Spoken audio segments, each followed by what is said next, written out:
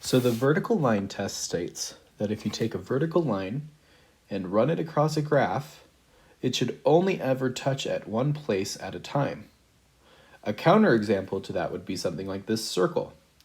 If we cross the circle, at any given point, we're likely to be touching two different points of the same vertical line at the same time.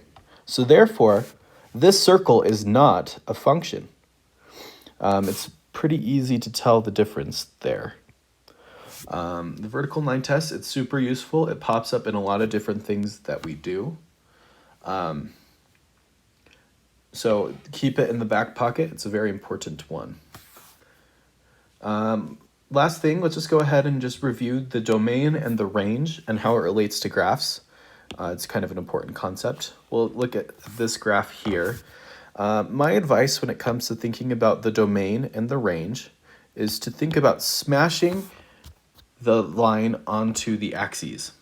So for the domain, because domain is about the x values,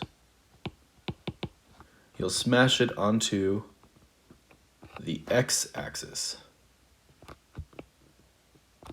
So if we shove it down there, the graph would look something like that.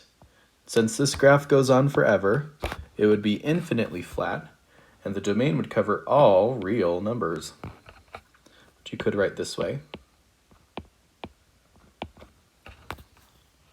Either would work.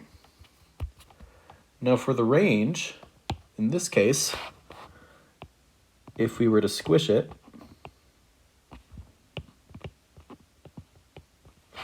it would eventually go to the axes here, and it wouldn't necessarily cover all the numbers. For example, it doesn't go past 0. In fact, the lowest number it goes to would be 2. So the range starts at 2, goes on to infinity, and since 2 is included, we got to do a hard bracket to say that it's included.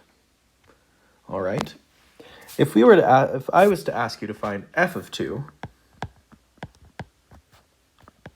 we would trace the graph, go over to 1, 2, and see where it intersects with the point 2. In this case, that would be up 1, 2, 3, 4, 5. So in this case, that answer would be 5.